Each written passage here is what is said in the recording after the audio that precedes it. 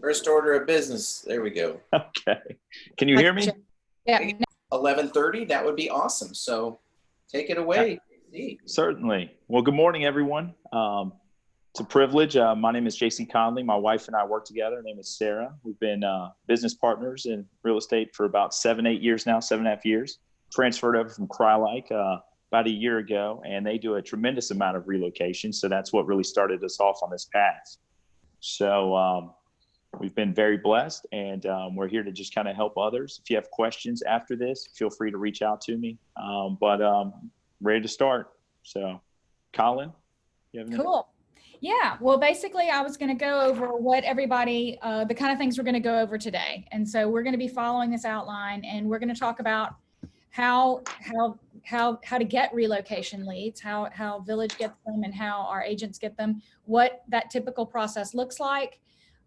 What's the difference between somebody just moving here or relocating for work, or through their work and through a relocation program? How much does an agent get in a typical relocation transaction? Because it's not going to be the same typically. And the pandemic has actually changed how relocation has been operating in ways that is all brand new. So that's going to be some good current information for you as to what is changing during the pandemic with that. And what to expect when you're listing the relocation property. There's going to be a lot of extra paperwork involved, and JC is going to be able to walk you through all of that, and what a BPO or a market update report looks like, and how to complete one. And we have an example one tacked to the end of the outline as well. So JC, I say we get started, and we kind of start at the beginning. Like, how do you even get a relocation lead? How does an agent become somebody considered for such a thing? Absolutely. Well, Village, of course, has joined the ERC, which is the Employee Relocation Council. It's a worldwide network. When we came on board, Village was nice enough to join that. A lot of your typical companies like an HCA, Bridgestone, they use a certain relocation management company that will provide a third-party service. So let's say, what I like to break it down real slow or real low, as far as if you have a friend that's moving here, let's say Jim, and Jim's working for HCA. Well, Jim wants to use you. Well, if you know that Village is part of the ERC, that puts you a leg up. That means we are probably an approved vendor for him to use. So he'll reach out to his relocation company and say, I want to use JC and Sarah. And so we try to take it from that vantage point. Otherwise, you have to make good with your relocation company. So at prospecting wise, a lot of times individuals moving out, I think you mentioned earlier that what's the difference? Well, Sarah and I kind of take it from the reverse end. So if we know somebody's moving with a large corporation, we know Village is with them. So we prospect that for them. Your sphere of influence, a lot of people don't ask, well, if you're moving, what's your company? They may not go off, and they may not tell you right away, but they oftentimes have a relocation package. There's lump sum relocation packages. Therefore, what I'm getting at is, if you're approved, you would get, we are approved through the Employee Relocation Council. And do you know what, Collyn, that the worldwide network, what that means? It gives us a leg up. So your typical market.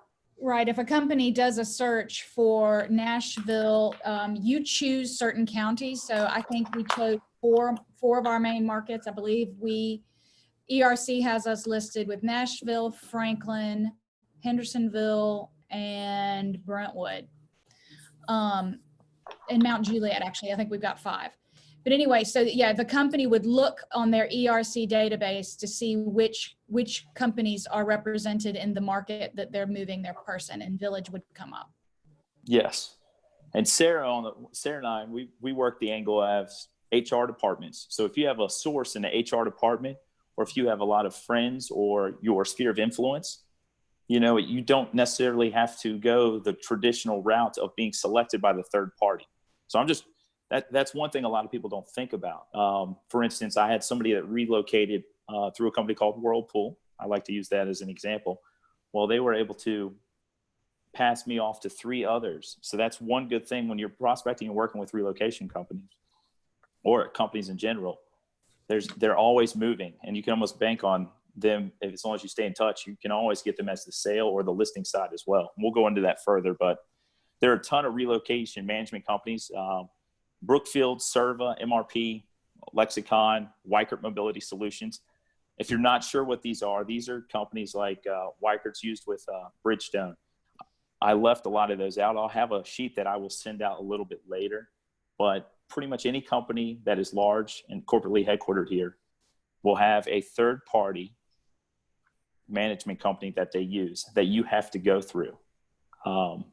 So prospecting for us is still our sphere of influence, marketing, just like you would traditionally, social media, but you take it upon yourself to do more of a broad approach.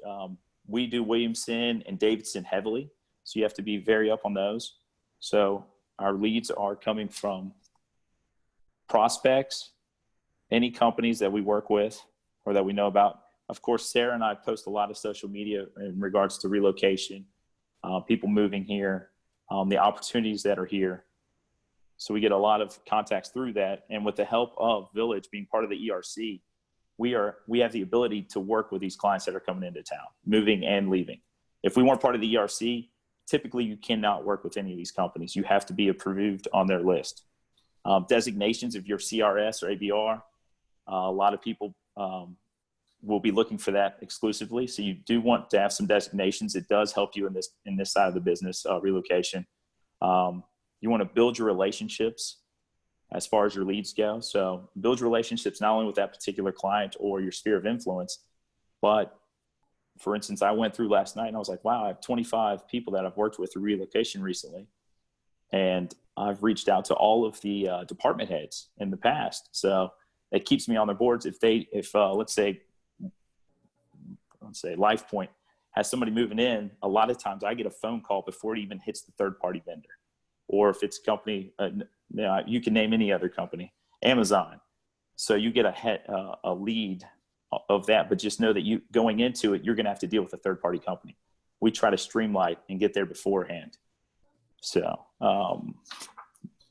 that's, any questions on that? Anyone? Is it clear? I know it's, thanks for your patience. I've not done one of these yet before. So yeah, I think that's a great thing for people to realize is that you are spending a lot of time with these HR departments so that you're staying top of mind with them before they even go to the third party. Yes. I would say that's a big focus. And before this, well, we'll get into this, but before the COVID pandemic, I had set up quite a few meetings with some of these larger corporations that I was going to bring Collyn in, but now I've had to kind of set that aside and do more of a Zoom call. And as you can tell, I'm practicing right here because I could use it. Cool. Well, talk everybody through what the process is for a typical relocation client. So all right, so this is how you've managed to secure this client. Now what? No, certainly. For instance, I have one right now. Identify the source of the relocation. This individual said, I'm moving here from Nissan. I want to use, I already was referred to them by a previous Nissan employee, which is a big thing. This is where your sphere of influence, somebody that had already moved away 3 years ago, I stayed in touch with. So you always want to stay in touch with your relocation clients because they're always moving around 2, 4, 5, 6. It doesn't matter how many years. They might be back. Well, anyway, they said, hey, I know you've worked with Nissan. We want your good friend of ours. So they reached out to me. I knew that they were going to send me the HR department head called me and said, hey, so-and-so has been in contact with you. So you're not in just touch with the buyer, you're in touch with the HR department, sometimes the third party relocation contact, or they'll call them a counselor. So a lot of times I'll have 3 different people with 3 different emails that I have to put on everything on each individual email. So a lot of communication. Once you accept the candidate, we had already accepted the candidate, you'll be sent an email. Sometimes you have to give an update on the home site or home finding status from the buyer. So they're going to have you fill out forms, the third party or the HR department. They'll have us fill out forms. They'll send us a system or a link. You'll get this right away because the candidate has this information as well. Candidates pick out very specific criteria when choosing an agent. Typically, they have to go through at least 2 other agents. So they're interviewing. Even if they want to select you, a lot of times they'll still have to meet or chat with 2 others. So that's where staying in touch with your sphere, if you know someone's going to be relocating and they give you a heads up, it's a huge advantage. Just like it is in every day. Once the information, all right, so here we go. So once they've chosen you, you've emailed everyone, you've got all their contact information. You have 48 hours. Okay, well, we've done that. The department, make sure everybody's involved. Each relocation company has a little bit of a different form they want you to complete when working with clients. Basically, it would be like a buyer's form. It's your pertinent information, your company's pertinent information, and what the buyer wants. And we can go ahead. I want you to drill down a little bit more on the criteria for choosing the agent, because a lot of these companies have requirements of how much experience you have to have. And you did touch a little bit on designations. Which ones are obviously going to be the most important? You did mention ABR for buyers, but I did want you to kind of talk about that, because I've seen some of the relocation things come through where they would not even consider a candidate agent that had less than 5 years experience. Yes, that's a good point. At least 2 at the very minimum, a lot of times more. They can be as specific as wanting someone that is very familiar with churches. They really drill down to whatever the buyer would like. So that there's a questionnaire that you fill out and you put all your expertise, your areas, those type of things, and they try to match you with that. So it can be a little challenging and taxing. We've had where somebody wanted a female. Well, it was a husband, wife, Sarah and I, and that just wasn't good enough. So there's some times where you're just not going to be the right fit, and that is okay. And that's just part of it. But what you want to do is be prepared. So have as much experience as you can get, or knowledge, I should say. Experience just comes with time, but have as much knowledge as possible. We send full packages about Sarah and I ourselves to the relocation companies. We keep them updated. When I got my CRS, I updated them. So, hey, I've got a new credential or new designation. They're all a little bit different. This particular person, I'd like to, when you're referred a relocation client, they can really usually they can dictate who they want to use as long as you're on their preferred vendor list. That's where I'm trying to, you don't have to necessarily know what all the Weichert and all this other information is. As long as you're with Village and you're approved on our list, which you are because you're part of the ERC, as long as you're being referred a client or you're somebody that's reloading here, you can work with that person. You'll just have to take these steps and they'll send you step-by-step information.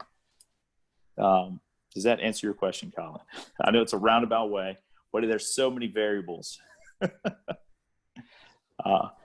I have about 10 different ones right in front of me, and I was like, which one should I choose? I could spend hours on this. Once the client has selected their agent, you're going to do what you would do with a traditional search. You would area searches, property searches. The big thing is learning the type of relocation package that they have. Is it partial? They pay for closing costs. Those all come into play when you're making offers, and they can be huge. Those are big breaking points for not only relocation companies, but for your buyers. So you really want to make sure you have that knowledge on the front end. So basically you just sit down and you gain as much information as you can from the potential buyer. And a lot of times you're going to be doing this over Zoom calls or phone calls. I don't usually see the client until they show up on a Friday, and we spend the next 48 hours looking at 22 homes all throughout Williamson County, which I just did, and put Zach Goodyear's under contract recently with a out-of-state buyer working through Nissan. We looked at 22 homes all in one. And it seems like a lot of homes, but typically they have no idea. You've sent them all this information. They've never been here before, and they have 48 hours to buy a house. And that's the great thing about relocation is they're wanting to move quick. It might be a long process, 6 months for them to get here, but once they're here, they're buying that day or the next day. So you put one under contract. So that's gaining as much knowledge and knowing what they want and having those the top 3 of my picks for them for their houses were their top 3 picks. So I knew, but they still had to see the different areas. So that's very typical for a relocation client.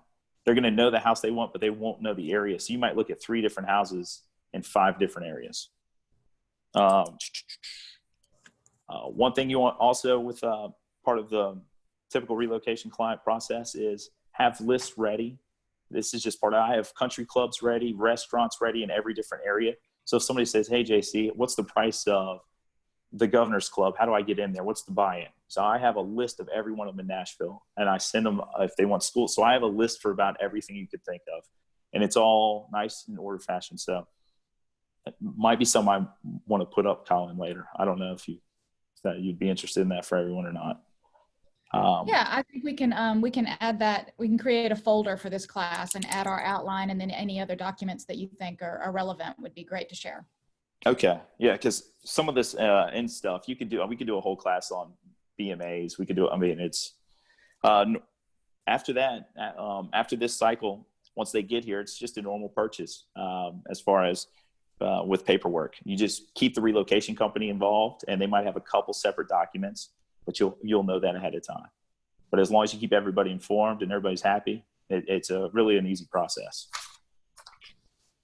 All right. How are we doing on time? Do I need to speed it up? No, we're doing all right so far. Great. All right. Difference between go ahead. Do you want to ask that question? You want me to just go run right into it? Go ahead. Go. Difference between a normal move here on their own and a corporate relocation. A lot of we've already kind of covered. But a corporate relocation typically is going to be a lot more time consuming because you're dealing with a third party. You're dealing with the counselor. So you could be dealing with their HR department, a third party, and the buyer. So you just have more paperwork, different forms, different deadlines. Everybody has a different deadline, and they'll have additional requests from you. And we'll get to that at the end. Commission can be very different from a non-corporate move as well. They're usually going to purchase very quickly. Could be 6 to 8 month process to get here. But once they're here, they usually want to just buy right away, especially if they find something. That's the thing I like about it. And if they like you, they're going to refer you, just like anyone else in your sphere of influence. Some of my reload clients have been my best clients. Require experience. It must be a full-time agent. So you do have to be a full-time agent. They do require experience. The only way that you can get outside of that requiring experience is if it is a good friend or somebody in your sphere that really trusts you, and they say, hey, I know that, well, they're going to make sure that you get usually the job. You get to work with them because you're already approved on their list. Block out.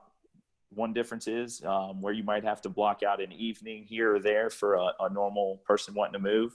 This, you're going to give them a solid 2 days, 3 days, however long they're here. Like when they're here, they're mine, or I'm theirs. COVID has changed. I don't drive. They follow me around. So that's a little bit different. We'll talk about the changes with that.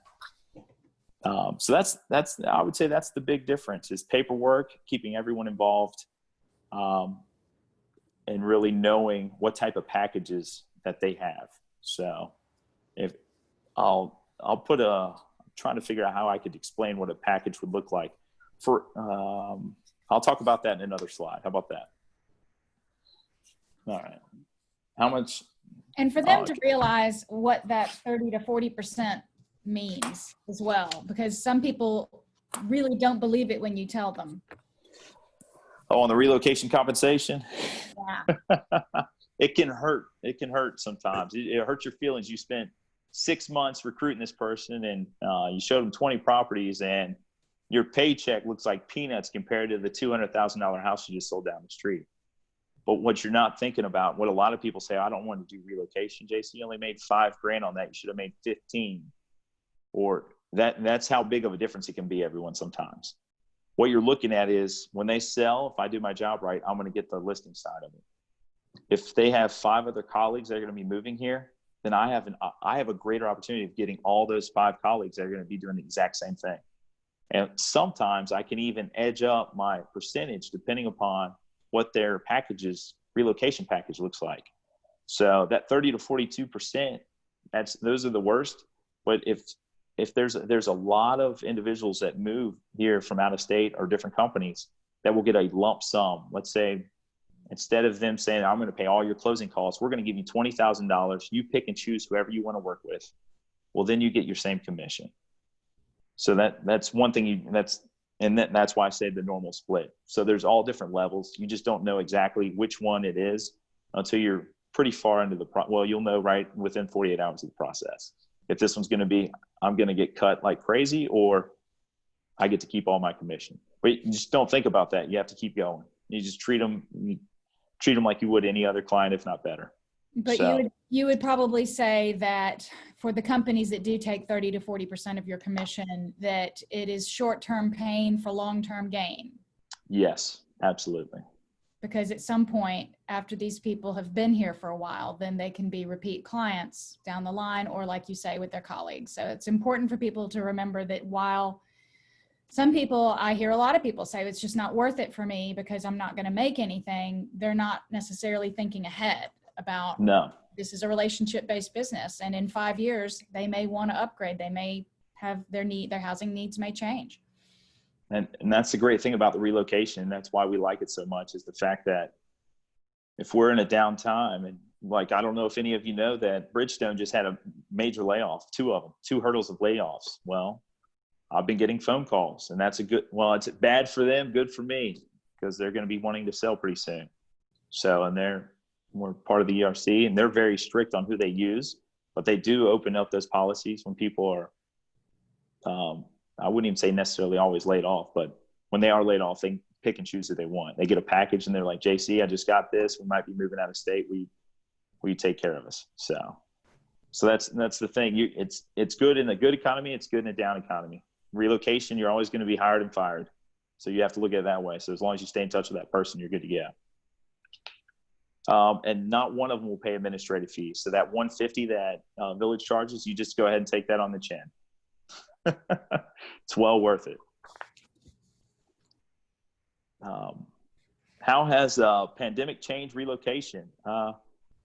Well, for Sarah and I, we have seen, we thought we were going to just have a blowout quarter.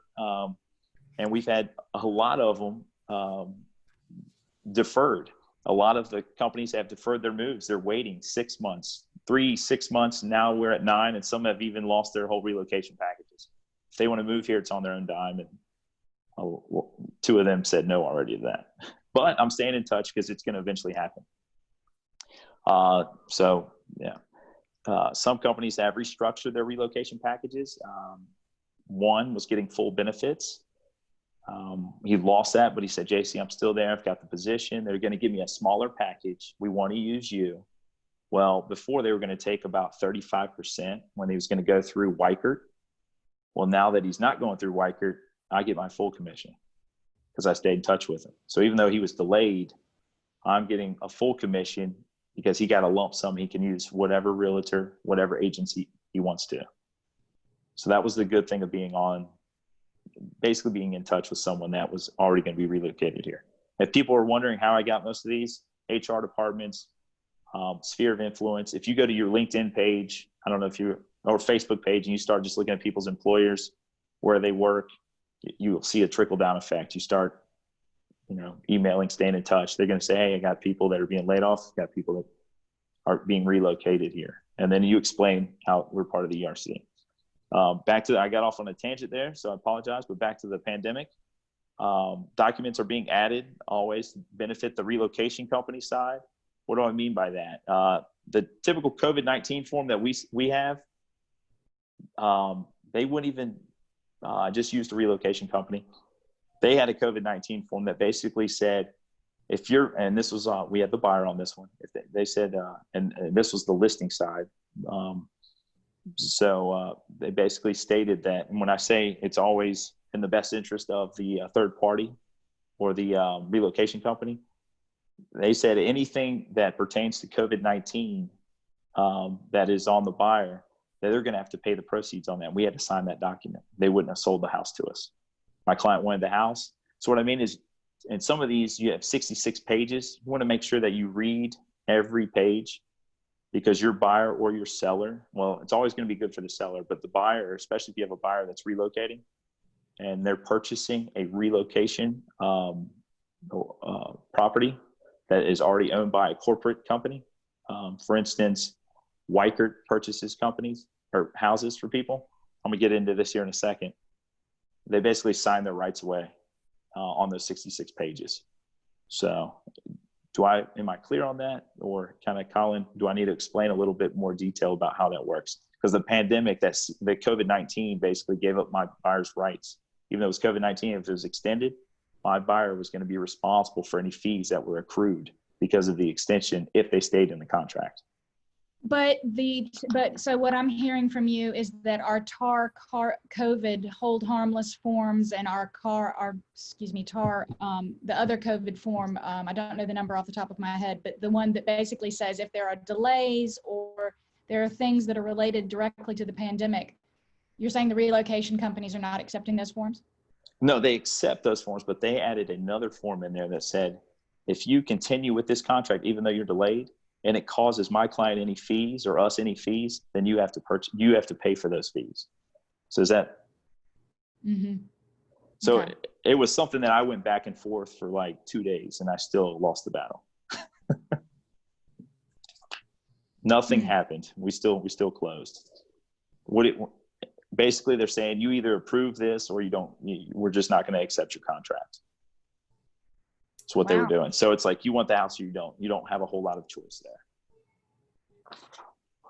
Good to know. Yeah, it was a little interesting. I hadn't seen that one, so that was new to the pandemic. So those are the big changes, though. A lot of people being delayed, but you also have a lot of companies that are moving here. Dollar General's killing it. Mapco's killing it as far as a lot of opportunities there. What's the next one? What to expect when listing a corporate relocation property. All right. Lots of paperwork. Yeah, it's a ton of paperwork. It's worth it, though. It gives you great experience. You got to look at it on the bright side. That's right. What we try to do is, because we usually have a strong sphere of influence, or a lot of previous clients, is the seller will say, hey, JC, I'm about to get relocated. I'm already putting you in touch, but I'm preparing you now. So they'll give us a call and give us a heads up. A lot of people aren't going to have that. You might just get a call from a corporate contact or HR department. But what I suggest to everyone is, if you have contacts in HR departments or any higher ups in any individual companies around town, those can be great people to know that are hiring, firing, laying off, that can put you in a great position before a third party like a Weichert or Serva get their hands on a contract and a seller or a buyer. So I try to skip those third parties. We can't skip them. They're going to be there, but I try to get ahead of them. So I've already built a relationship with the client or the prospect. Does that make that's kind of contact yourself. So the sellers usually contact us beforehand. Otherwise, it would be HR department or corporate contact. If the seller wants to use you, that's where it's a huge advantage. It's pretty much a slam dunk. As long as you stay on your timelines, you do all your due diligence, and I'll talk about that right now. Provide your agent profile, company profile. Sometimes we have sellers and buyers that have switched companies. They haven't used us. We're on the ERC, so we know approved on 90% of them. There's still a couple companies out there that the ERC is still we're not quite on there. But they'll have us send a profile, company profile. You'll have an I-9 form that you have to fill out, which Collyn will help out. She's filled a few of those out for us. Pre-marketing or listings, also known as advanced marketing and marketing assistance program. Third party will manage this. Expect a lot more paperwork. We already talked about that. You're always going to compete with at least 1 to 2 other agents for pre-market BMA or listing opportunity. What does that mean?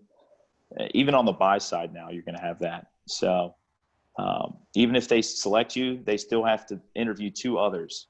So even though it's a slam dunk, it's your best friend, you know they're moving, you're on their approved list, they still have to meet with 2 other people. We've lost some like that, where the actual agent called me and said, hey, they said you did great, but that's my brother. And I'm like, oh, well, that was a big, giant waste of time, it felt like, but we gained experience. So you will get those sometimes where there's nothing in the world that you can do. You're going in there thinking you're going to get it, but their best friend is already going to sell it. And they can't tell you that because they have to interview 2 others so they get their relocation package. So you can't fault them for that, even though it stings. And that's why a lot of people don't like doing relocation, because you're never quite sure what you're walking into unless you already have a really good relationship with that person. And that's where we're trying to make the relationship ahead of time. That's where you always have the leg up in relocation. Maybe you have to provide a listing presentation, just like your normal listing presentation. You just want it more detailed. Know the areas, know the comparables, provide a BMA or BPO to the third party, due within 24 hours verbally. I'm going to get into that. So I just listed those out. We're going to get into details here in a second of what those are. You must log every contact with seller and third-party company. So everybody's involved. If you call them, talk to them, email them, if you get no response, you let everyone know. How long has it been? A lot of times they're going to have systems where you go in, they're going to send you a link, you go in, you log your information. It's going to be tedious, but when the market's down and you're still getting relocation clients or people are still moving, you're going to be like, oh, I'm so glad I did this, because I'm getting, even though it may not be 100%, but I'm still getting paid. Expect less commission. That's just a given. But it's not necessarily less. I call these kind of like the icing on the cake. These are not, relocation is there. A lot of people build their business off of it. Sarah and I use it as, if we can get 2 to 3 a month, 2 to 3, then, we're doing something right. So that's what we look for. It's kind of like icing on top. It's not the big breadwinner, but it's something that is always there. JC? Yes, sir. You talk about referral fees and what they can cost. I apologize if I'm out of order here, but if it seemed timely as far as the cost of doing this business and what that range is. And yeah, it's the 30 to 42% usually, and they don't pay the fees. Sorry. Yeah, I heard you talk about the fees, but I didn't hear those percentages, and so I apologize. Yeah, no. So they can be quite high. Yeah, I've heard even going up to 48%. Have you seen that? I mean, it's staggering. We haven't come to those yet, so we're fortunate there. I must have not worked with that company, but that's a lot. And that the market dictates that. If they know they can get it, they're going to do it. So always communicate and provide excellent service. Keys to remain on the list for relocation departments. I put market strategies, timelines, BMA is critical, and your appearance. So all those factors, you're going to be talking to the counselor. You could be talking to 4 or 5 people sometimes. You could be emailing 4 or 5 people. So you really have to watch what you say. You just be professional, as well as for your emails. You don't want a bunch of wrong spellings or things of that nature, because they're rating you on everything. Am I going to use this guy again? Even though my client wants to use him, am I going to call this team again, JC and Sarah or whoever? So that's when listing a corporate relocation. Now we're going to get into the meat of it here in a second. Probably didn't seem all that bad. This is where a BMA, what is a BPO market update report? I go BMA, BPO, or BVO. Those are broker market analysis, broker price opinion, or broker's opinion of value. Basically the same thing, just different wording for each. They're going to have forms for these. We've attached that at the end of this. What this is just really a comparable market analysis that you typically do for someone moving here. Just amplify that. This is more of what you would see an appraiser do, where you have multiple comparables. Oh, I thought I lost you for a second. Okay. Yeah, I'm just sharing. I'm sharing what an example of one of these looks like, and Perfect. I can already feel certain people glossing over with all the little tiny type in all the boxes. But anyway, this is what you're going to have to fill out for everyone, no matter whether it's called a BMA, a BVO, or a BPO. They're going to want you to fill one of these out. Correct. Especially, and these are essentially when they go through the third-party Weichert, Service. I have a list of lexicons. Some are a little bit different, but most of them use that worldwide ERC, broker's market analysis. But these reports are an estimate of value, report of condition, as well formalized market strategy. I kind of looked up the technical term there. Looks at a property in an agent or broker's perspective. So not necessarily they're doing a comparison with an appraisal. Sometimes they'll do an appraisal along with our BMAs. So a corporate home sale buyout, third-party company has a property appraised and uses a BMA to get pricing when purchasing. They will use this document along with an appraisal. So let's, for instance, a lot of times when a relocation client is given a package, they say, hey, you've accepted the position. Now you have 30 to sometimes up to 120 days to sell your house. If you don't sell your house in that particular time frame, and I'm talking about the seller and the listing agent that they want to go with, if you do not sell your property within that time frame, you're going to get less money on your package for your purchase. So they are really motivated to take, they could be very motivated to sell their property. If they don't, then they can take a buyout from the third party. And that's where they'll still use your BMA, but instead of working directly with the seller, you're going to be working with a third party. And sometimes that can take a little bit longer. So where your normal transaction could be 30 to 60 days, now you're looking at 140. So it can be extended quite a bit. And that's because they're going to buy them out, and then you're going to have to basically go through the same process with a third party company. Home marketing assistant program, part of the effort to locate potential buyers for transferees. Home prior to home sale buyout. That's sort of what I was talking about. I said 30 to 90 days, but I've seen up to 120 lately. These are used to ensure they are purchasing smart. What does that mean? That means if somebody relocates, a lot of times I work with clients that relocate like 5, 6, 7 times and higher. So if they're in a trend with their company that they are taking losses on their properties and they have buyouts and they're not selling quickly, then they're going to really rethink about their package that they're going to give this person in the future. So that's why they really look at these assessments by us and by the appraiser. So that's the importance of it. I know a lot of people are like, oh, when I got into this, I was like, oh my gosh, you want me to fill all this out? It takes hours sometimes. But once you get it down, it's not bad. If anybody ever has questions, just call me. I'd be happy to help. Any questions on that? Collyn, anyone? Teddy? Doing good. Okay. And then how to complete a BMA BPO market update. She pulled it up. It's for you all to print. I could spend an hour on how to do this. They have detailed instructions online a lot of times. It's just like 40 to 60 pages long. It's almost like going through a Boomtown seminar. And if you haven't done that, do it. Completely fill out this, the ERC, MLS printouts of comparables using your report, email photos of subject properties. So that's different. You take your own pictures of interior and exterior. The first one I went on, I was shocked. I was like, I've got to practice. My camera skills were terrible. So I had Sarah take pictures, thank God. But we've gotten much better. Your initial property inspection, if you see a bunch of stuff wrong with the house, they want to know that. Like, what's it going to take to fix? They'll even ask you that.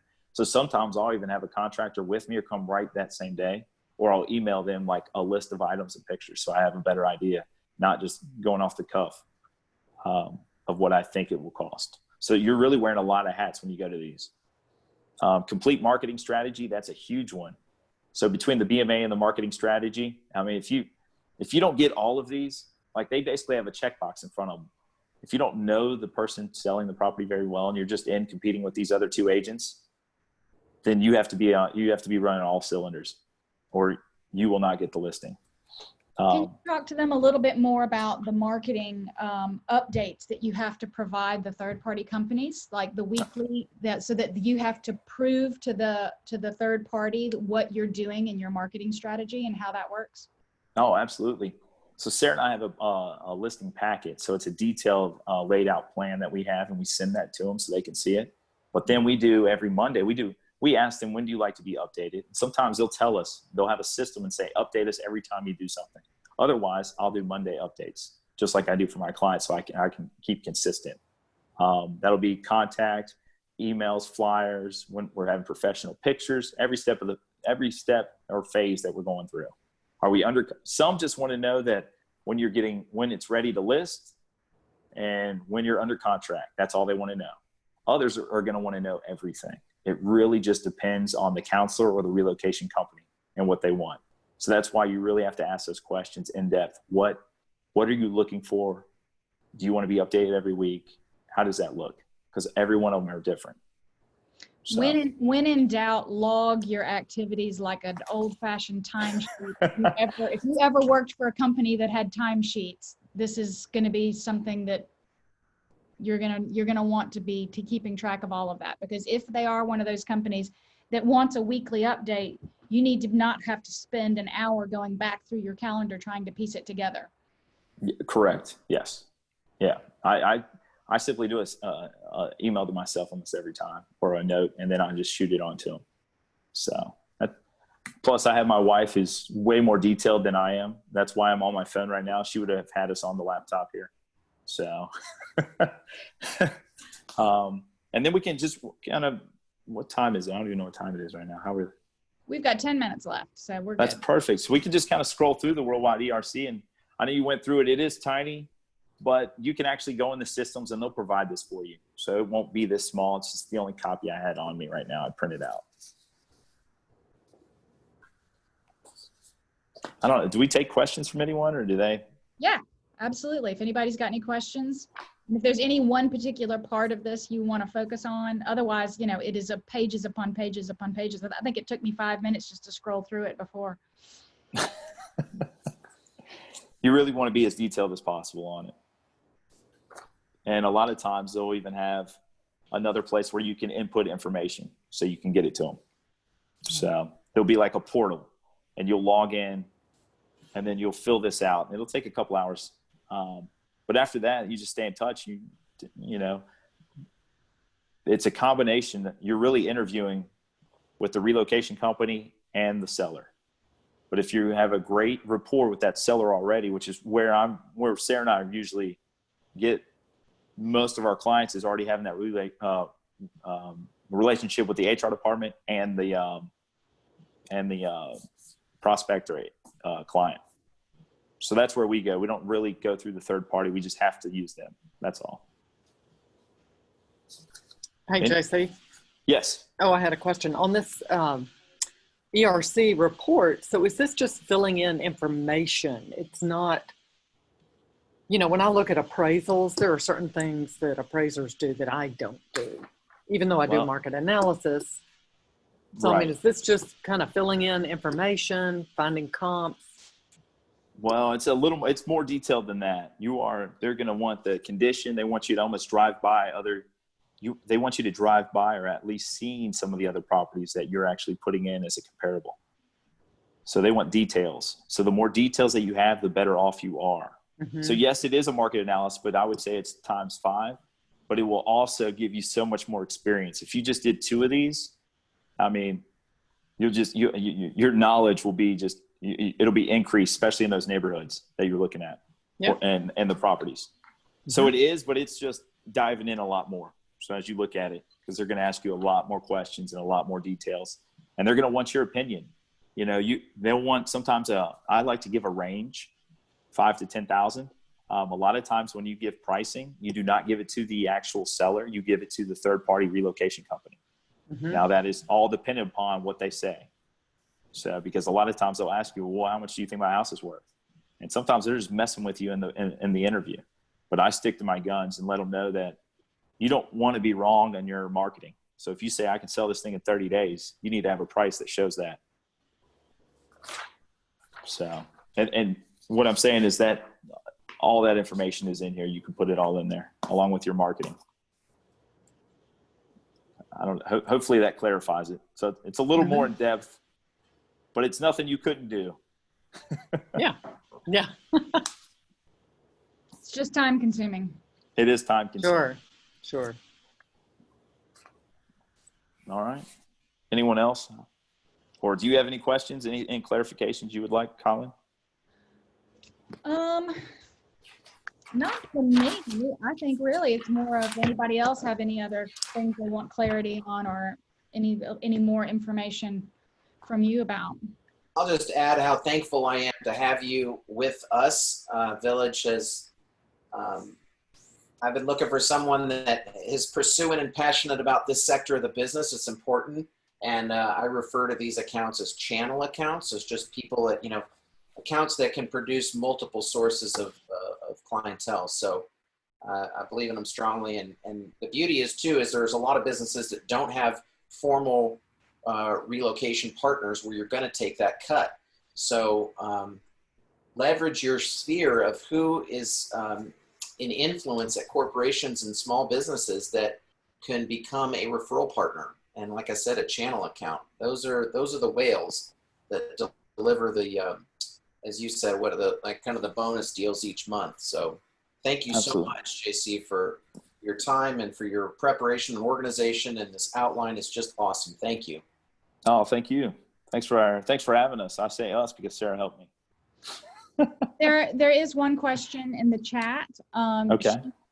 Andrea is asking us if we as the listing agent asking the third party to do upgrades before listing after we filled out the paperwork. Are we asking to do upgrades? Are we asking the third party to do the upgrades? A lot of times we actually ask if the seller is going to either agree or not agree, because there's statements in there that say as is a lot of times. So I don't typically ask them to do it, the third party. Now, what a third party will do, they will have a pre-inspection, and it's very detailed. So they will do updates on an inspection. So I'm glad she brought that question up because I did not mention that. So every listing that you have, they will do a very thorough inspection, and then the relocation will pay for that, and then they will have the client actually do the repairs. They will pay they don't typically pay for those repairs. They'll do the inspection and say to the seller, you have to fix these repairs. And that's a lot of times part of their relocation package. It just depends on what their package is. If it's a corporate buyout, I presume that would be a whole different scenario as far as that goes. Correct. Then it's just more in depth. And a lot of times they will have a checklist of everything that they've done. But then then you're working directly with the third party, not the seller. Right. We just had one where it transitioned from seller to third party. So we went from 66 pages to like another, I couldn't even tell you, it was just so long.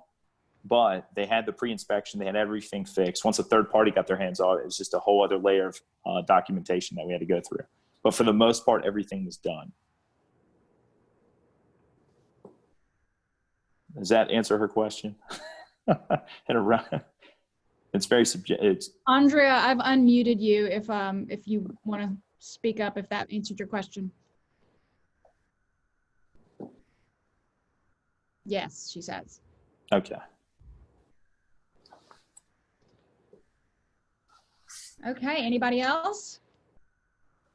I know it's kind of a lot to take in, but I think at the end of the day, the thing to remember is that attention to detail, patience, and paperwork are probably key here. And your sphere, and your relationship. All your friends work somewhere. So I mean, if you're not touching on where they're working, if they work at a big company, chances are they know somebody in the HR department. Chances are they know somebody moving here. We just don't ask those questions. So. All right. All right. Well, thank you, everybody.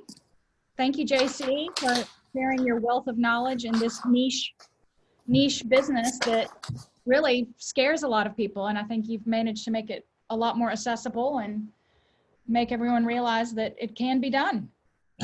It's not scary. All right. Thank y'all. Anybody else that didn't have the link to the materials, it's in the chat.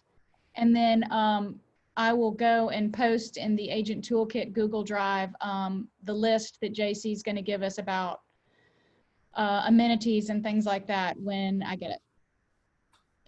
Sound good? All right. Later.